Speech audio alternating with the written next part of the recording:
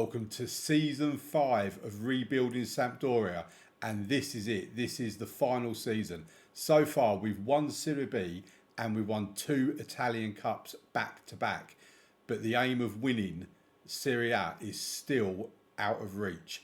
Can we win it this season? This is the last opportunity to do it.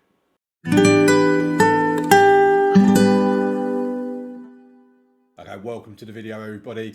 And as I said in the intro, this is the last season of the save, the last opportunity to win Serie A.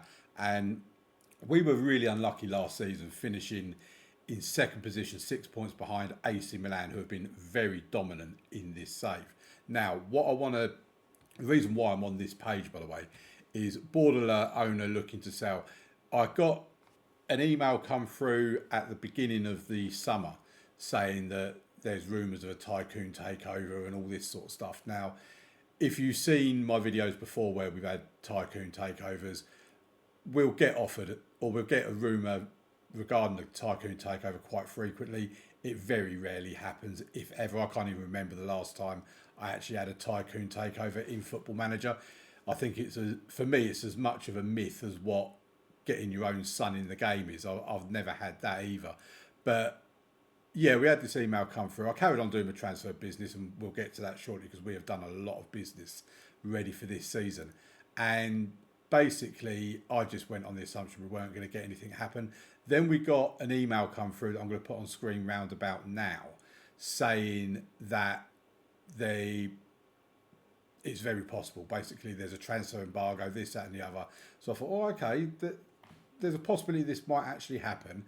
And then, like 2 days later, we got an email come through saying that that Sampdoria, the board, are not going to proceed with the takeover. It's collapsed and all this sort of stuff. But it does still say they're looking to sell. So one of the things that the board want me to do is to spend the original transfer budget. They're delighted because I've spent that and more. If we actually look at our finances, bank balance is quite healthy, 52.8 million in the bank. I've got 4.6 million left in the transfer budget, 11,000-ish left in the wage budget. We have bought and sold some players, and let's get straight to that, because going back to last season, there's nothing to bring you up to speed on here. All of that you already knew about. So this is where we are. We start with the outs. Tommaso Aguero went to Partizan on a free transfer. He was obviously our left back, right? Yeah, left back. 33 years old. We let him leave. Fabio Ponzi went to Bordeaux on a free transfer as well. Stefano Recchia went to Hellas Verona for 250,000, rising to 325,000. Lorenzo Di Stefano went to Vicenza for 400,000. Then we had two sales I weren't actually planning on doing. Robert Navarro has gone to Real Hispalis for £8.5 million, and Kellyan van der Kap has gone to this club in Portugal for £8.75 million. Simone Trimboli has gone out on loan to Mechelen.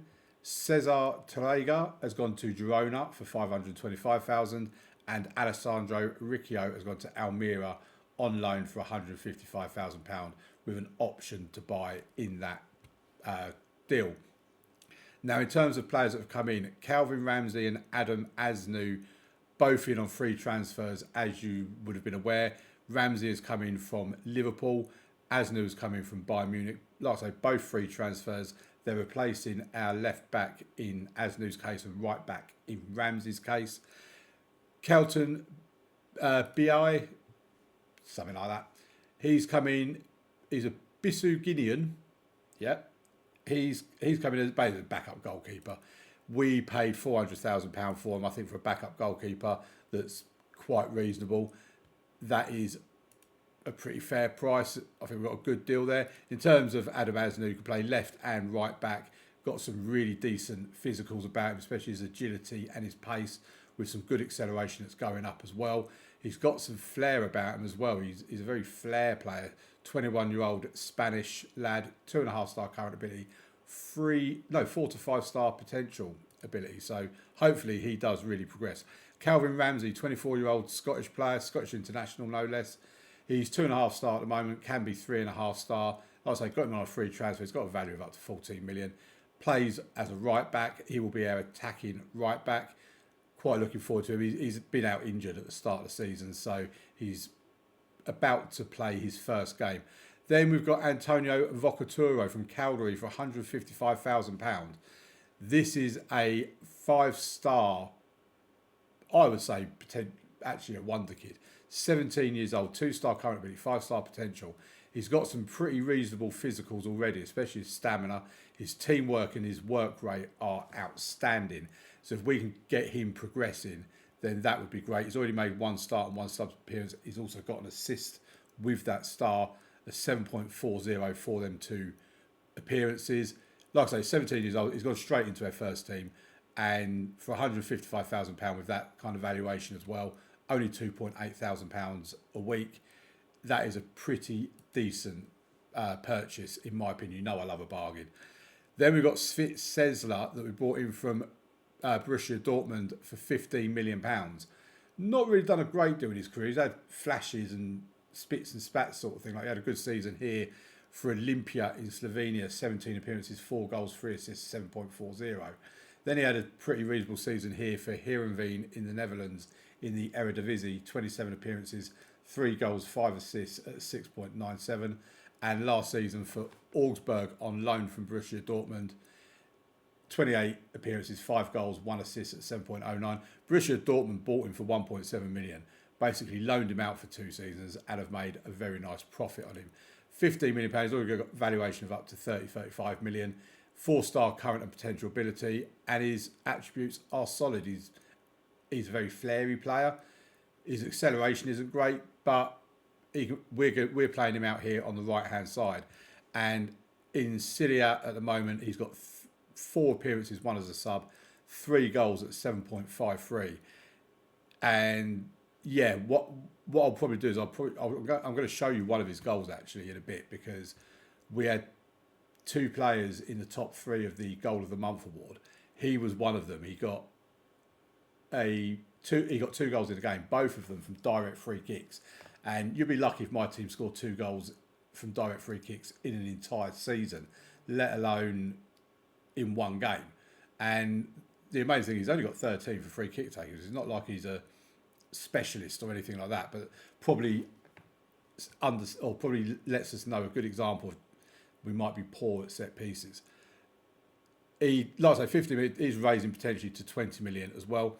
Then Paul Scholl came in from Eintracht Frankfurt for £5 million. He's a centre back. We needed some reinforcements in there after players that left. 3-star current ability with 4-star potential. 21-year-old German. Really good jumping reach. Decent heading. 6'5". When he plays, I would expect him to be a danger from set pieces. Then we got Erin El-Mali from Galatasaray for £4 million, I think it is. Yeah, £4 million. He's been solid for Galatasaray. He's only a left back, can play a little bit of right back, but he's primarily a left back. He's got a decent crossing on him, good pace and acceleration as well on that left hand side. He comes in as our backup to Asnu, and yeah, I just think he's a decent signing for £4 million. And then kind of the bit, I suppose Sesler is the big one, but Tommaso Raviglioli from Bologna for £14 million. And he looks like he could be a decent, 3 goals and assists in his first 3 games for us. He's certainly got off to a good start. 13 from 29 for Schalke season before last. Didn't get a game for Bologna last season. Not really sure why, but he didn't. And then you look back here for this team in Italy in Serie C, 6 goals from 17 games. He's 21 years old. He's got oodles and oodles of potential. 16 for finishing, 16 for balance, 16 for anticipation. I really like him, and the start he's had with us has been nothing less than sensational. He's already played in the Italian Cup. That would have been for Bologna because we've not played in that yet. So I'm assuming that he's going to be cup tied for the Italian Cup. We won't be able to play him in that. So that is a bit of a shame because we've won that for the last 2 seasons in a row.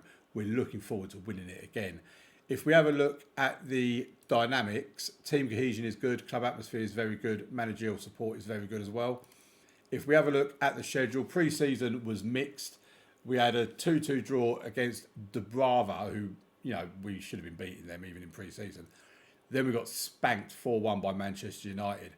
A 1-0 defeat against Brighton as well, but then we ended it with a 2-0 win against Hellas Verona. In terms of the actual league season itself, we started off against Calgary with a 3-1 win against them. If we have a look at the stats, we were the better team, more possession, better pass completion, more shots on target, more shots on goal. Sesler with the first goal, Raviglioli with the second and third goals. 2 goals and an assist for Raviglioli on debut. Sesler getting a goal was lovely to watch as well. And yeah, it was just all around a good performance. Our team for that game was Falcone in goal, Asnu and De Paoli in the wing-back roles, Girodia and Giorgini in the centre of defence, Yepes, Fernando and Topalovic in midfield, De La Vega, Sesler out wide with Raviglioli up top. And yeah, it was a really good performance. Not really much more to say about that. Then we played Fiorentina, lost 2-1 in this game. Tommaso Raviglioli getting another goal for us. And it turned out to be nothing more than a consolation. De Paoli, by the way, is playing because, like I say, Ramsey is out injured. And yeah, basically it was the same team for that game. A 2-1 defeat against Fiorentina. I think we were unfortunate to lose that game. They have an XG of 1.07. We have an XG of 2.16. We were the better team, more possession. They were better pass completion, but more shots on target, better XG. We should really have at least got a draw from that game, if not a win. Then we had a mad game against Bologna. 6-2 we won this game, and the stats are just phenomenal. I mean, 3.15 XG and scoring 6 goals. And bearing in mind, the XG will be slightly inflated as well because of the penalty that Topalovic scored at the end of the game. And there might have been more because they even had a goal disallowed. But Asnu gave us the lead through a Giorgini assist. Then they equalised. Then we went 2-1 up. Then it was 2-2. And then De La Vega with a goal just before half-time to make it 3-2. Come out in the second half. De La Vega with another one. Sesler with another one. And a Topalovic penalty, making it 6-2. Now, I am going to show you the goals in this game because Asnu's goal there was the goal that finished third in the goal of the month competition. And Sesler, like I say, he had 2 goals. One of them made it to second place. The other one didn't get in the top 3. But let's just have a look at the goals in this game. And, like I say, it was a match. Here's Asnu's goal. So he picks up just inside his half. Beats the defence and a lovely little finish. I mean, to be fair, he only actually beat one person on that. But, it is a very good goal. This goal, I mean, Falcone should not be conceding a goal like that. Says that's the goal that got second in goal of the month. And then another goal that, can I blame Falcone for that? I think he had a poor game, to be honest. And then here's the next goal. Topalovic to De Paoli. De La Vega at the back post heads it in. Then we get the next goal. Here's Sesler. Infield to Fernando. Lovely ball to De La Vega. I mean, what a ball that is. That was a stunning ball to De La Vega. Then Sesler, that was the goal that was second. Sorry, yeah, it was that one. Then Topalovic with the penalty completed the route to make it 6-2.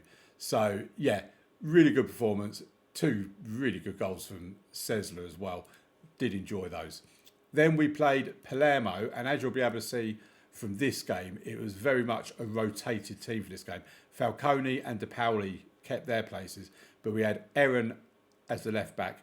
Nicolini, who's one of their youngsters, he's an 18-year-old youngster who's come through our academy. He's a homegrown talent, 5-star potential centre-back, 2-star current ability with a valuation of up to 4 million. We don't have any plans on selling him. Most of his attributes are going in the right way. I don't really care about his penalty taking or his corners. We want his technique to carry on going up, though. But, yeah, he's going to be there. He can play on the left-hand side as well if need be. Gives us a good bit of flexibility with their defence. Scholl playing as the central defence partner for Nicolini. Martin, Borgia and Vocaturo, who is the youngster that we brought in, they were in the midfield with Vocaturo getting an assist for Pecorino. Delamenash, Leris and Pecorino up top. Pecorino getting 2 goals and going, one of them the penalty. Borgia getting the other one with De Paoli assist. Leris getting injured. So yeah, full rotation pretty much, like I say, except for Falcone and De Paoli. And it was a comfortable 3-0 win against Palermo. So looking at the table, We are currently fourth. We have 1 defeat, 3 wins from our opening 4 games. We're 3 points behind Fiorentina, who are they're the only team that's beaten us so far, and they're 4 from 4. And if we look at who they've played, they've beaten Atalanta, Empoli, and Frosinone. So they've not really played a great deal. Obviously, they've beaten us. We're obviously the best team in the league. But we are above AC Milan. If we can finish above AC Milan, I think we'll win the league, quite honestly. And yeah, so what we'll do is I'll play through the first half of the season. I'll come back for you in part 2 of the video for an update and to let you know what we've done in the January transfer market. I doubt we're going to do any business at all, to be honest. And that will bring me back to you for the beginning of February, just before we play Spezia, I would imagine. And I'll show you a Champions League draw. We have got a very difficult Champions League draw, by the way. This is tough. We start off against Basel of Switzerland. Then we're away to Galatasaray. That's never an easy game, away to Galatasaray. Then we've got Bayern Munich, Atletico Madrid, Valencia, Copenhagen, PSG and Marseille. I'm a bit worried we're not even going to get to the knockout playoff part of this competition, because that is tough. I mean, Basel, we'd probably hope to be able to win that. Maybe against Galatasaray, that potentially could be a draw. Maybe a draw against Valencia, a win against Copenhagen. That's what, 8 points? I'm just not sure 8 points is going to be enough. But we'll see. And we'll have a good idea, or we'll know exactly how we've done in the Champions League when I see you in part 2 of the video. Welcome to part 2 of the video, folks. And here we are on the competitions page. And the Italian Super Cup, we got knocked out in the semi-final by Inter Milan. The fact that we've got Mehdi Leris as our top goal scorer and Antonio Vocaturo as our highest average rating shows that we basically fielded our second string team in that game. I don't care about the Italian Super Cup, and with injuries being as bad as they have been in this since November, really, I just felt like we'd not bother with that cup competition. The Italian Cup, we're in the quarterfinal. We've got Sassuolo in the quarterfinals, so we've reached their minimum for that. But we have won it for the last 2 years. So if we can win it for a 3rd year in a row, I would be delighted. The Champions League has been a real success. 8 games played, 6 wins, 2 defeats, 18 points. We qualify automatically in 5th place. And the 2 defeats we've had have been against PSG and Valencia, both away from home. The 6 wins, there's a couple of impressive results in here. We've beaten Marseille, we've beaten Copenhagen, we beat Atletico Madrid 2-0, we beat Bayern Munich 1-0, beat Galatasaray, beat Basel. Now, Atletico Madrid isn't quite as impressive as I thought it was, because they've not even qualified for the round of 16. Bayern Munich have only just got in there. Barcelona have only just squeezed in as well, along with Napoli, Tottenham, AC Milan. There's some big teams going to be in this knockout round. What I have noticed as well is the Premier League has got 6 teams in the Champions League. Newcastle, Man City, Man United, Chelsea, Arsenal, Tottenham.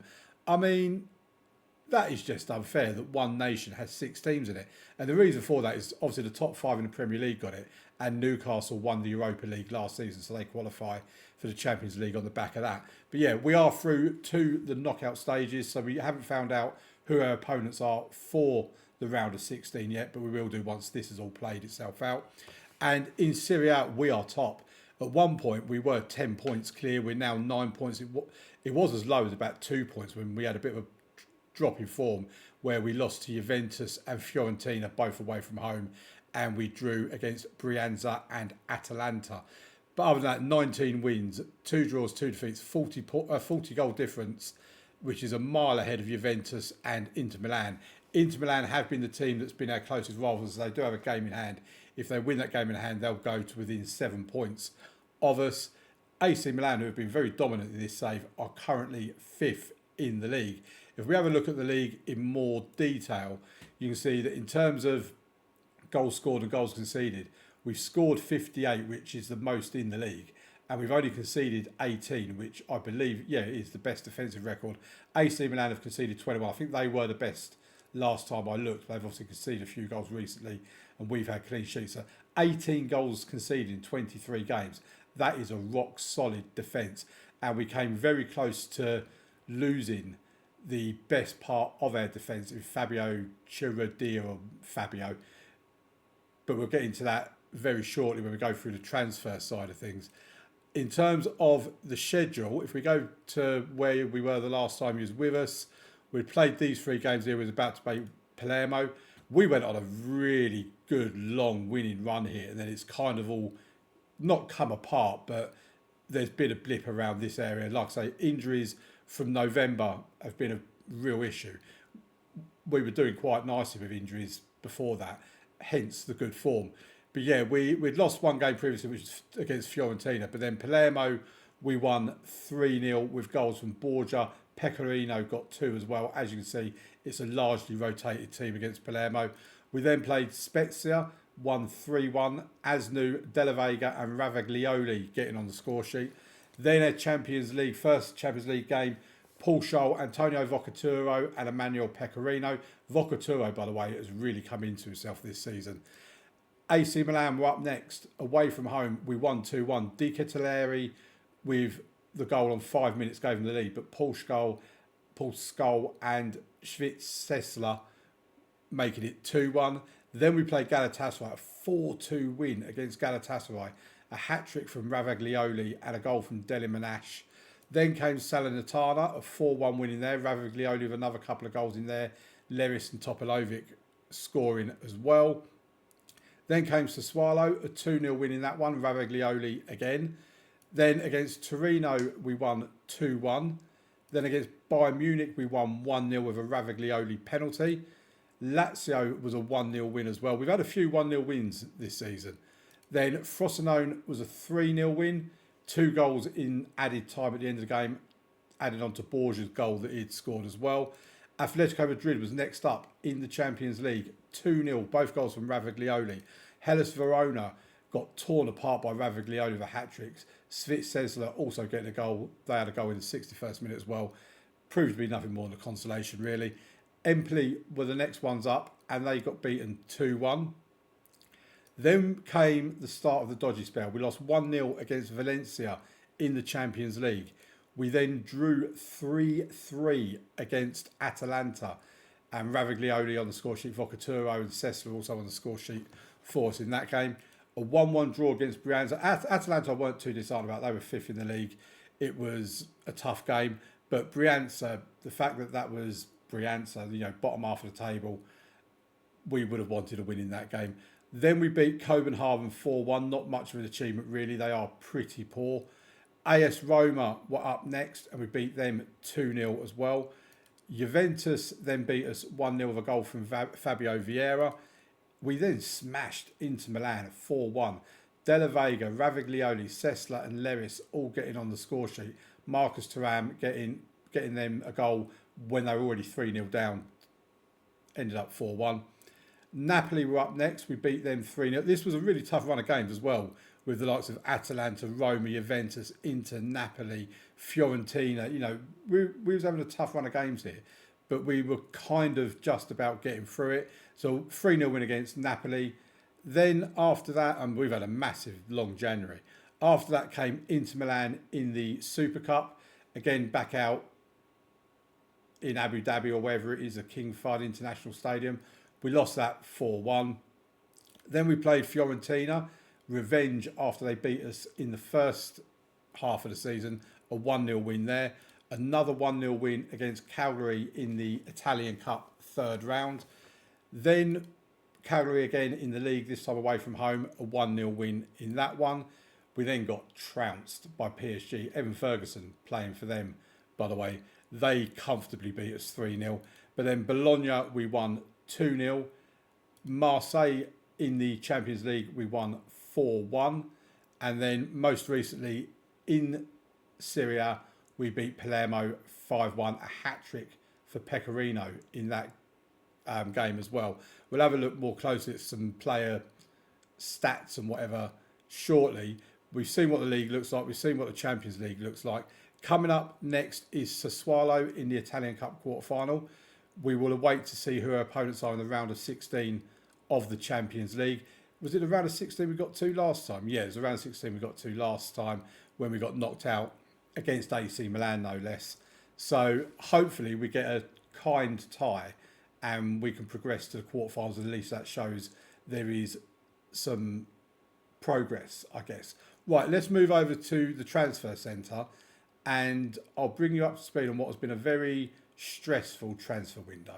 Here we are then in the transfer centre and it has been a stressful time. 3 players have left, 1 has come in. So we've brought in £10 million with Mario Martin and Borja leaving. Mario Martin has gone to Sevilla for £6.5 million.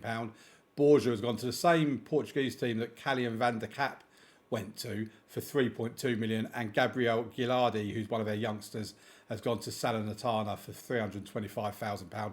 Like I say, just over £10 million coming in. We then brought in Michael Soquist from FC Copenhagen for 18 million. And yeah, Martin and Borja both came to me saying they wanted to leave because they weren't getting enough playing time. So I agreed. I said, okay, fair enough. Mario Martin came in on a free transfer a couple of seasons ago. He's done reasonably well for us. I've been pretty happy with what he's done so far. But coming on a free, has left for £6.5 million. I'm happy. The board are a bit disappointed because he's a useful backup and whatever else. But we bring players in on a free transfer, we sell them on for a profit, and we've made £6.5 million on him. Borja is the same story. He's coming on a free transfer. He's gone for 3.2 million after, again, doing pretty decently for us in the opportunities that he's had. But he is a little injury prone as well. So yeah, he's left for 3.2. At that point, I kind of thought, do you know what? We got Ndombele and we got Christopher Askildsen, that are not really getting any game time at all. And they can play in these positions. So we'll just keep the money for that and play Ndombele and Askildsen. Well, since then, Askildsen, if we go to our tactics area, Askildsen is currently out with a torn thigh muscle. He's out for another 6 weeks. It came up 2 to 3 months when he first got injured. Ndombele is just massively injury prone. He's recently been out with a flu. But if we go to the medical centre, go to the injury history, filter it by name, let's find Ndombele. And here he is. I mean, look at all these injuries. It'll be up here somewhere. In fact, I'm actually stunned that he's not. I can't believe he's not up there. He's had 1, 2, 3, 4, 5, 6 injuries, Ndombele. And they're all, or most of them are slight. There's a minor and a moderate. He's had the flu, which is his moderate one, which kept him out for 2 weeks. But then there's 5 days, 3 days, 2 days, 3 days, 3 days. And it just gets really annoying when he's out for so long. And Calvin Ramsey's spent a bit of time out injured as well. Soquist shouldn't be in there. He hasn't been a player when he's had them injuries. Fernando has been out for a while as well. And yeah, we've been, as you can see from here, November was worse than last year. January was worse than last year. December was a bit more of a reprieve and the form kind of picked up a little bit there. And October was nowhere near what it was last season as well. But yeah, it's been a very trying time with injuries. So with Ndombele being as injury prone as what he is, and with Askildsen being out injured for 2 months as well, I just thought, do you know what? We're going to need to bring someone in. And one of the other reasons why I was prepared to have faith with what we've got is because Vocaturo, like I say, he has really come into his own. I mean, look at his attributes going up and up and up. 2.5 star capability with 3.5 to 4.5 star potential. And so far this season, he's made 13 appearances in the league. 9 of those have been starts as well. 1 goal, 3 assists at 6.99. For a player that we bought in from Calgary this season for 155,000, he has been doing so well. He's got a valuation now of up to £38 million and he's only 17. So he's really a player that is exciting for the future. Talking of players that have done really well, also Ravaglioli. This man is a beast. He's made his Italy debut as well, scoring on debut. And 17 goals, 3 assists from 22 appearances at 7.31. 20 goal contributions in 22 appearances. He's slowed down a little bit because that was more goals and assists than games played not that long ago. But yeah, he has just been sensational. £14 million we bought him in for. He is definitely going to be a success at this football club. I'm hoping he can hit that magical 30 goal mark for the season. At the moment, he's on 23, so he absolutely should be able to do that. So back to transfers, that's where we originally was.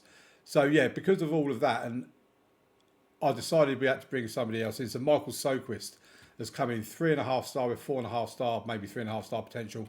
19-year-old Danish lad, not played for the national team yet, but it's not going to be very long. 18 million we brought him in for. Teamwork and vision are incredible. Determination is incredible.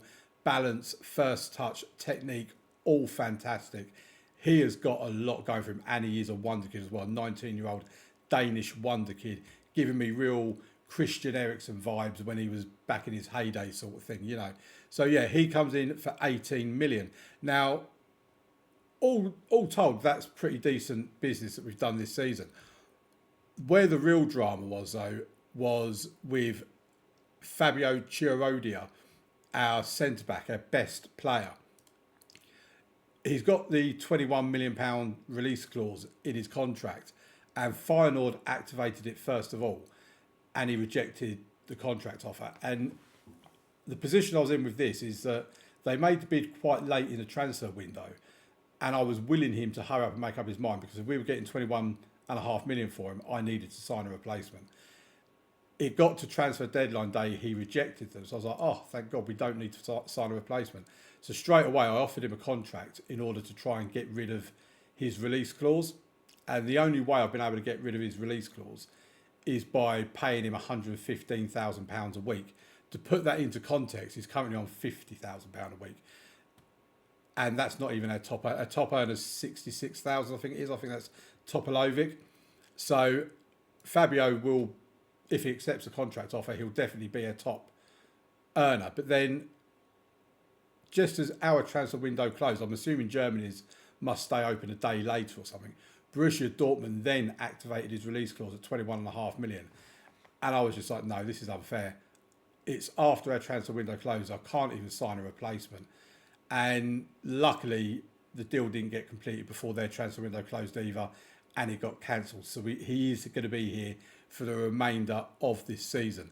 Like I say, he is likely to, or hopefully going to accept our contract. I'll let you know at the end of the season in part 3 whether he does accept it or not. We have got money left in the wage budget. We have got a few million left in the transfer budget. That was increased as well because the board gave us more wage budget and they gave us more transfer budget. And I also upped the season expectations from a top half finish to qualifying for the Europa League. I thought when you consider the fact that we're top of the table and at the moment fairly comfortably so, we should at least be able to get into the top 6. So changed the expectations. That gave us another few million as well, plus the players that have gone out, plus the players that have come in. It's now worked out at that. In terms of the bank balance, 40.8 million in there. It's not really gone down a great deal. In terms of our youth intake, it's an average intake. Apparently we've got 2 forwards who are considered to be fine prospects. So in part 3 of the video, I'll let you know what the youth intake ended up being and what these strikers ended up looking like. So yeah, I think really that's about it. If we just go to Serie A, for example, Ravaglioli has been top goal scorer. Like I say, he's eased off a little bit recently. He's now second in there. Sesla is second for average ratings. Dusan Vlahovic is having a great season for Juventus. And Ravaglioli, also player of the match, joint second in that as well. Quite surprisingly, our goalkeeper is not in the clean sheets, even though we've got the best defensive record in the league. So that is quite surprising. Right, we'll move over to part 3 of the video. The real question is, in order to pass this rebuild, we need to win Serie A. We're 9 points clear at the moment with 15 games to go. Can we do it? Oh my giddy aunt, we've done it. We have won Serie A. We were 6 points clear of Inter Milan, who are second. Juventus were 12 points behind us in third place. AC Milan only finishing 4th this season. AC Milan actually 18 points behind us in 4th place. That is a massive gap considering how dominant they've been. We got to the semi-final of the Champions League. We beat Arsenal in the round of 16. We then beat Manchester City in the quarter-final round. And there was a potential we was going to play, I think it was Newcastle, or no, it weren't Newcastle. It was one of the other English teams anyway. We'll have a look in a moment. In the semi-final, we didn't. We played Real Madrid, and Real Madrid put us in their place, quite honestly. We did retain the Italian Cup, 3rd year in a row that we've won that. and the Italian Super Cup, as you already know, we finished semi-finalists in that one. Yeah, weren't bothered about that. So this season, the trophies that are going to be on our end of season review is the Serie A and the Italian Cup. Is it the Coppa Italia, the Italian Cup? I think it is. Let me know in the comments if I'm wrong. Let me know if I'm right. It'd be nice to be told I'm right once. Right, anyway, let's have a look at Serie A. And Thomas Raviglione, what a season. What a player. 28 goals in the league. He's got 41 goals in all competitions this season. Top scorer, wins the Golden Boot. He's second overall for average rating. Him and Lautaro Martinez were clearly the two. I mean, could you imagine if you're playing two up the top and you've got Raviglione and Martinez as your front two? You are going to get some goals. Then, again, we haven't got a goalkeeper in here, which is quite strange, but Svitzesla, player of the match, won 6 of those. He's just missed out on getting into the assist chart. I think he got 13 assists in the league in all competitions. He's been a fantastic signing as well. And yeah, just overall, it has been a phenomenal league season. And there we are on the past winners chart. It's now the second time we've won Serie A. So we add another one of those to our trophy cabinet. If we have a look at the Champions League, and like I say, we have a look at the round of 16, we beat Arsenal 5-3 on aggregate in the round of 16. Then we moved into the quarterfinals where we beat Manchester City 6-3 on aggregate. Real Madrid beating Manchester United. That was the one. We could have been playing Manchester United in the semi-finals. Instead, we played Real Madrid and 7-1 on aggregate. They absolutely pulverised us. I'm not sure the final's taken place yet. No, the final hasn't taken place yet, but that's a final between Real Madrid and Chelsea. I don't know if Chelsea were top of the Premier League. Oh, they didn't finish top though. So Man City won it, Arsenal second, Liverpool third, Chelsea fourth, Newcastle fifth, Man United sixth, Tottenham seventh. I mean, to be fair, this is the year 2028. I wouldn't be surprised if that's kind of how the Premier League finishes in this coming 2024-25 season in real life. That does look pretty accurate. Maybe move Aston Villa up a place or two. But yeah, it's looking fairly realistic in terms of that, which is a bit ominous for real life in the future kind of thing, isn't it? But yeah, going back to what we'll do is we'll go to the schedule. And the last time you was with me was just before we played Sassuolo in the Italian Cup. We did win that on penalties. It was 1-1 after 90 minutes and extra time and all that.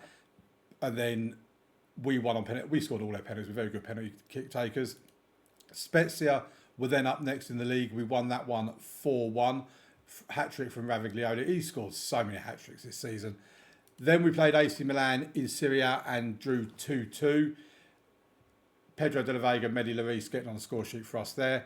Salernitana were up next in the league and we won 4-1. Another hat-trick from Raviglione. Then we played Lazio and drew 1-1. We were doing really well in the fact that we were avoiding defeats in the league. If we weren't able to win, we was getting draws. Sassuolo were then up next in the league and we won that 2-1 with goals from Asnu and Topalovic.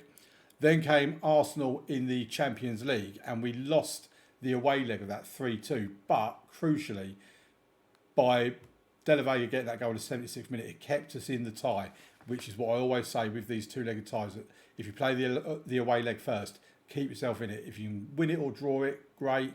If you're going to lose it, make it by no more than one goal. Then we played Torino in the league and won 4-1 in that game. Pecorino getting a goal on there as well. Then we played a second leg against Arsenal at home. They had Gvardiol sent off in the 61st minute. We won 3-0. 2-0 up before they had their player sent off through Sessler and Scholl. Scholl's done well from corners as well this season. Tommaso Raviglione then getting a goal once they were reduced to 10 men to seal it for a 3-0 win in the second leg. Then we played Lazio, a 3-2 win in this game as well. Frosinone in the league and a 1-0 win in this game. Not particularly convincing, but a win is a win. Then it was Hellas Verona in the league and a 2-0 win in that game. Then came Manchester City and we won the away leg 3-2. We were very good. Raviglione getting 2 goals against the best team in the Premier League, maybe even, to be fair, one of the best teams in Europe. Empoli were then up next. Another 2 goals for Raviglione with a 3-0 win. followed by the return leg against Manchester City where we won 3-1. Leris, De La Vega and Asnu getting on a score sheet. Now on a 6-3 aggregate win.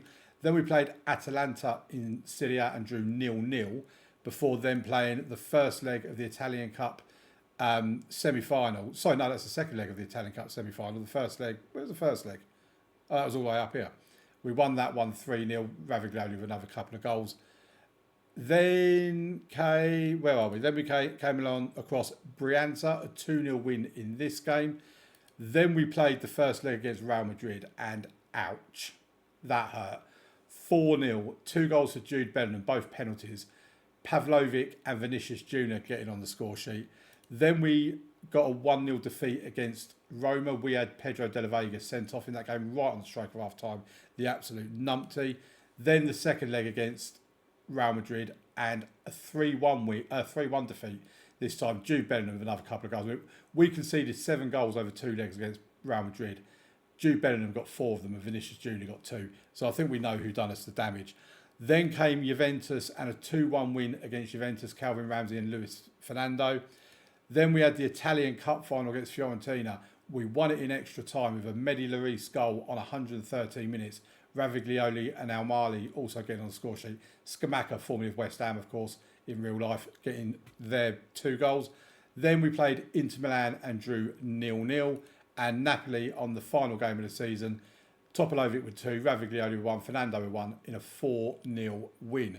What I do want to show you, I'm not sure if I showed you this in the previous, I'm pretty sure I would have shown it to you in the previous part, but Michael Soquist, he was pretty decent.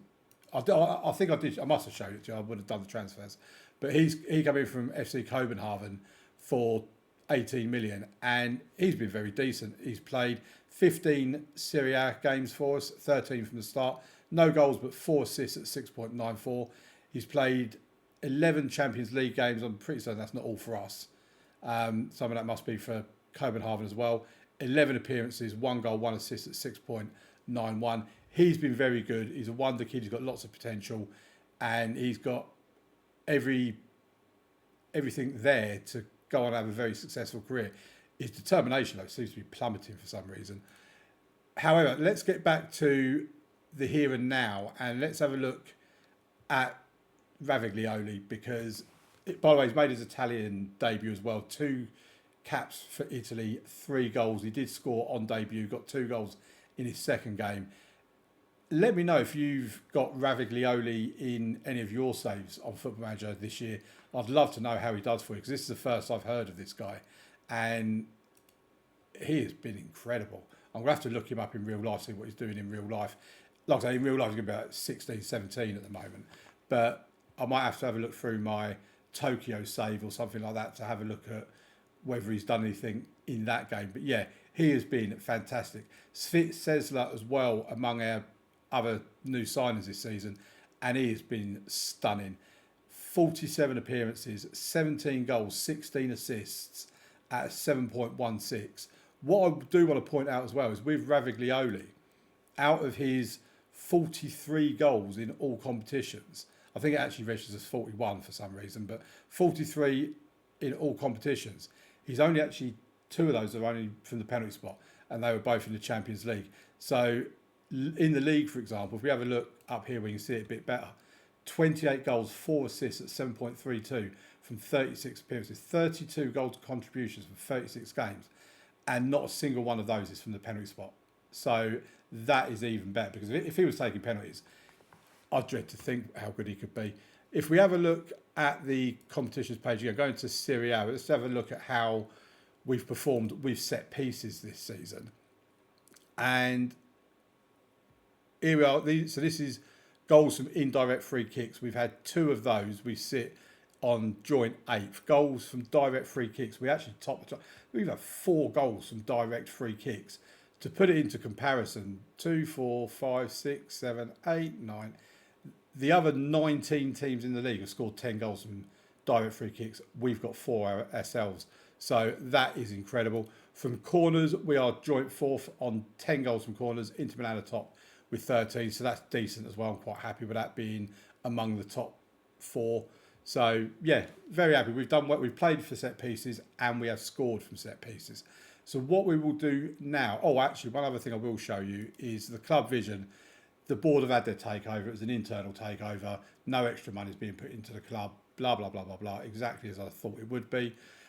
The supporters, however, are a bit unusual because we've been getting A plus, A, maybe an A minus from the board all season. The supporters are saying A plus now, but for most of the season, they've been on a C or C plus. And I've been looking thinking, I don't know what more you want me to do. I am literally doing everything you want. And yet you're telling me I'm only a C plus. I don't know how else I can change that. And then just overnight, they just change their mind. So that's fair enough. Again, going back to the league, sorry about that, but let's just have a look at the league table in full. So we scored 91 goals this season. We have been full of goals. Top goal scorers, we've got 28 goals conceded, which looking at it, we've also got the best defensive record as well. A goal difference of plus 63. We have been so good, we really have. Right, so I think what we'll do now is we'll move over to the end of season review and have a look at that. Here we are then for the end of season review and our Serie A title and our Coppa Italia title, or trophies I should say, all on screen there to be able to take a nice delicious little look at. Let's have a look at our new arrivals then. Thomas Ravaglioli, unsurprisingly, has got signed of the season. 14 million is all we paid Bologna for. We've robbed them. 54 appearances, 41 goals, 5 assists at 7.29. I mean, I think I'm going to have to say he's my best signing in Football Manager 24 by probably some distance. There we got Erin Almali, who's a fullback, played on the left-hand side. He was originally intended to be our backup fullback, but he was doing so well with assists. 15 assists from 50 games, 1 goal, 7.18 for just 4 million. You know I love a bargain, and he really was a bargain. Svit Sesler, 20 million from Borussia Dortmund, 47 appearances, 17 goals, 16 assists, 7.16. Again, 20 million's a bargain. Adam Asnu, we got in on a free transfer from Bayern Munich. 19 starts, 33 sub-appearances, 5 goals, 5 assists at 7.08. He did originally come in as our first choice left back, but Almali, with the way he was playing and the assists he was getting, he overtook Asnu. And I think that was probably justifiably so when you look at how they've done, but they're both very, very good. Paul Scholl then came in from Eintracht Frankfurt for £5 million. Turned out to be our first choice centre-back. 46 appearances, 5 goals, 2 assists at 7.05. Antonio Vocaturo, another great signing. £155,000 from Cavalry. 24 appearances, 18 of those are starts, 2 goals, 4 assists at 7.04. 18 years of age. He is absolutely got loads of potential. Then Michael Sokris from Copenhagen, 18 million, 24 appearances, 1 goal, 5 assists at 6.93. Calvin Ramsey came in from Liverpool. He was efficient, I think we'll say. He was on a free transfer, so it didn't cost us anything. 37 appearances, 1 goal, 2 assists for 6.77. He wasn't the attacking fullback, that was on the left-hand side. But, yeah, I probably would have liked him to have been a little bit better, but overall, he done a job and he was a big part of our defence. Then Kelton B.A., who came in from VTSCB, 27-year-old backup goalkeeper, £400,000.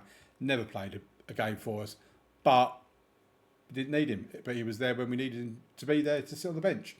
Transfers out, won't go through every single one of them, but Borgia's gone out for 3.2 million. Van der Kapp has gone out for 8.75. Navarro has gone out for 8.5. Mario Martin for 6.5. All that was millions, by the way. And yeah, quite happy with the transfer business we've done. Thomas Aguero has only made 5 appearances. Just having a look at, no one really stands out as they've been absolutely phenomenal. So it is what it is.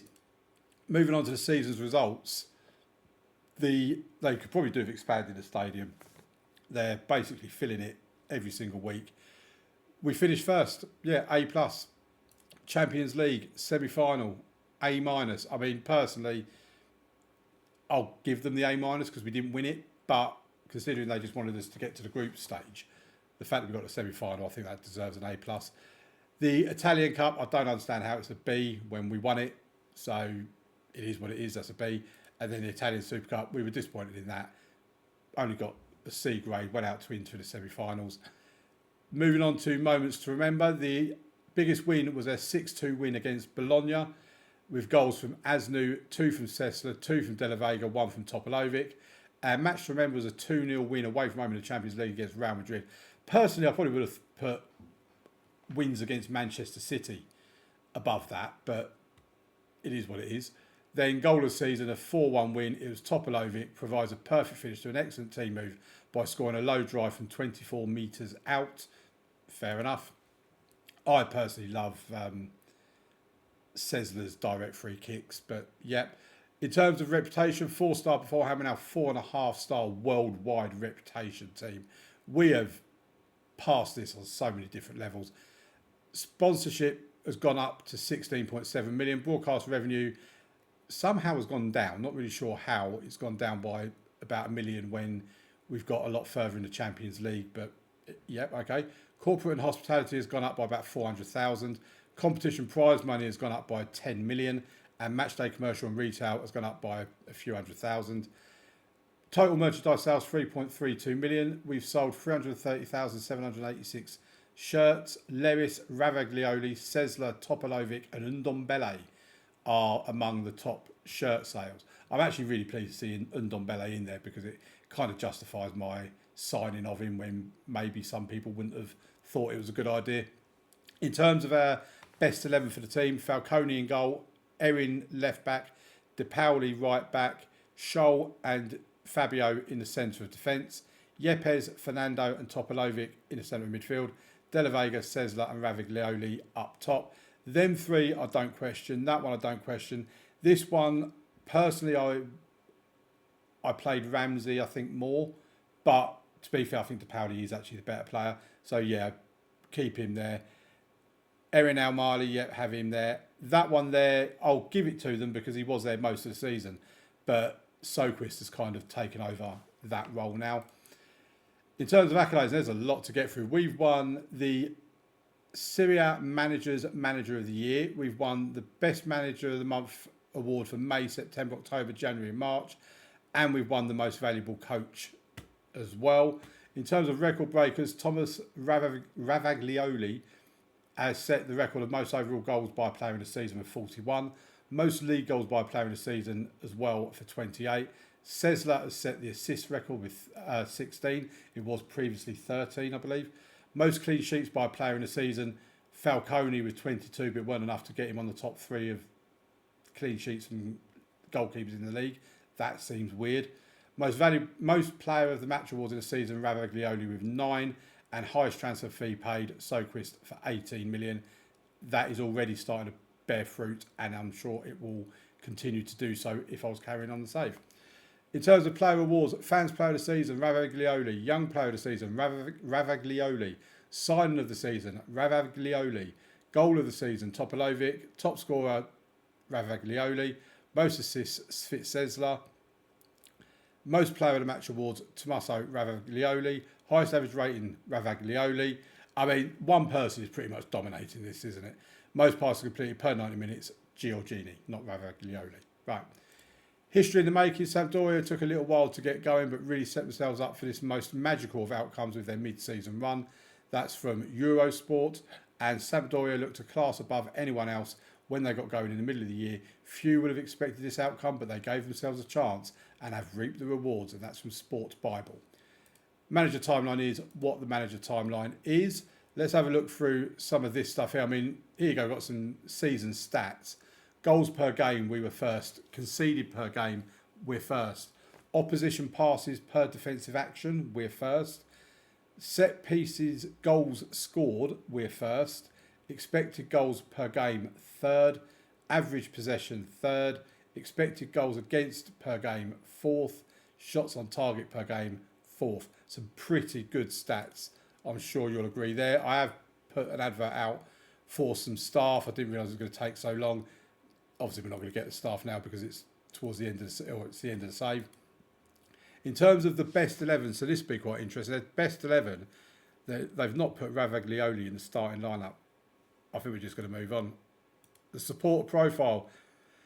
Hardcore has gone down, it's 8%. Core has gone up, it's 34%. Family has gone down, it's 25%. Fair weather has gone up, it's 15%. There's still no corporate profile. That just seems weird. The supporters' influence on the board is low. Social media has gone up by 1 million. Lovely, lovely stuff. We don't need to worry about any of that.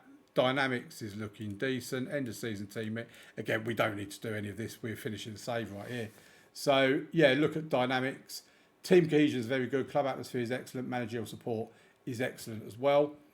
If we have a look at the finance, and this is crucial because bearing in mind, when we started this save 5 years ago in game, 5 weeks ago in real life, we had a negative transfer budget. We had no wage budget to speak of. We had a squad of players that was just not good. We had no defence. I mean, if we go to the transfers and the transfer history, and let's go back to the beginning of it, we brought in £10.5 million through player sales because we had to generate some money from player sales to get some form of a transfer budget and also get a bit of wage budget. We brought in Alessandro, Tua, Cabaselli, Tazende and Ponzi, all defenders, because basically we had no defence. We had Aguela and De Pauli as our fullbacks, but we had absolutely nothing worth speaking of in terms of centre-backs. So Tua and Cabaselli came in as emergency centre-backs. Tua on a free, Cabaselli on a loan. They're both like 32, 33 years old at the time. Tazende and Ponzi came in as backup fullbacks because, again, yes, we had Aguelo and De Pauli, but we had nothing to back them up. So they came in as well, ended up doing pretty decent for us. Then you move on to the second transfer window, £14.75 million spent with £13.5 million coming in. Major sales, Wisdom Amy, that we bought him in from Bologna for £8.5 million. We ended up selling him to Manchester City for £9.5 million, which is his release clause. They then loaned him back to us for the season. That was also the season we brought in Giorgini, Cadra on a free transfer, worth remembering that. Van der Cap on a free transfer. Pecorino and Ndombele came in as well. Ndombele on a free transfer. Basically, most of the money went on Giorgini and Amy. Giorgini's still with us, as is Pecorino and Ndombele. We then move on to season 3. £12.5 million has come in. 10 million has gone out. So we're still being very frivolous. Riccio on a free transfer. Topalovic on a free transfer. Fernando on a free transfer. Mires on a free transfer. Navarro on a free transfer. De La Vega for 9 million, rising to 10.5. Torreira coming in for just under $1 million. In terms of the players going out, Reda Cadra, who last season, as I said, come in on a free transfer. We sold him for 6 million the following season. Ronaldo Vieira left. Gabbiadini left. So we're doing some decent business. Then you move into season 4, and this is the first season where there was any real sort of gap between what we were spending compared to what was coming in. Not much went out, but Mario Martin on a free, Borgia on a free, and all of that 14.75 million went on Fabio, who is still a star centre-back. And then we move on to this final season, and you look at Ponzi, who we bought in, he's now gone out on a free transfer, and Navarro, who came in on a free, sold for 8.5 million. Van der Cap on a free was sold for 8.75 million. Torreira, we had like £400,000 loss on him. Riccio has gone out on loan, making us £155,000 on his loan fee. We got him in on a free as well. Mario Martin was a free, went out for 6.5 million. Borgia on a free, went for 3.2 million. So we're making profits on so many different players.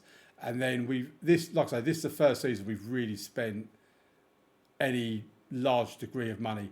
Up to 20 million on Svezla is big for us. 14 million for Raviglioli, 18 million for Soquist. Them three are big signings. But it's really been this season is the first time we've been able to do that. Looking at the budgets that have been set, we've got 43.9 million in the transfer budget with 1.4 million in the wage budget. Once players have gone, it's going to give us, we've got about 180,000 spare in the wage budget. If we have a look over here, we'll see exactly what we've got at the moment. At the moment, it's 150. And this is just so much better. Like I say, we were in debt. We had a negative transfer budget. The finances were terrible. If we look at the debt now, it's a £2.9 million transfer debt, which is absolutely nothing. There is absolutely zero net debt now, and the projections are just looking very, very good. So in terms of the finances, we have totally rebuilt Sampdoria in that regard. And then when it comes to trophies as well, we've got a Serie B trophy, we've got 3 Italian Cups, and we've got a Serie A, and we've just been semi-finalists in the Champions League as well. So I am absolutely going to call this a pass for rebuilding Sampdoria, which now brings me to next week, because next week will be the start of the final rebuild in the FM24 cycle. It will last for 5 weeks, so it'll take us all the way through September. And then once October starts on a Sunday, I don't know what I'm going to do for the weekend uploads, for the Sunday uploads, but it'll probably be something along the lines of plans for FM25, maybe some news features for FM25, that kind of thing. But we'll see what happens when we get to it. But next week, I was having a debate internally with myself as to what we do. And after doing Kaiserslautern and Sampdoria, which have been 2 tough rebuilds, that's 10 weeks, 2.5 months of tough rebuilds, quite honestly. I want to have a bit of fun for the final one. So I've decided we're going to go to Spain. Obviously, it can't be Real Madrid because there's nothing to rebuild at Real Madrid. But I'm hoping you're going to forgive me for saying that there is something to rebuild at Barcelona. And I've loaded up the save. I've got it ready for next week. I've not looked a great deal at it. I've literally looked at the first team squad and at the finances. And it's going to be fun, but it's not going to be a spendy kind of fun by the looks of it. So the aim will be to win La Liga more than once, to win the Champions League, to have the finances looking good, all that sort of stuff. And hopefully you will join me for that next Sunday at 2 p.m. In the meantime, please leave a like on the video. I'd love it if you would subscribe to the channel as well. And I'll see you next week for Rebuilding Barcelona.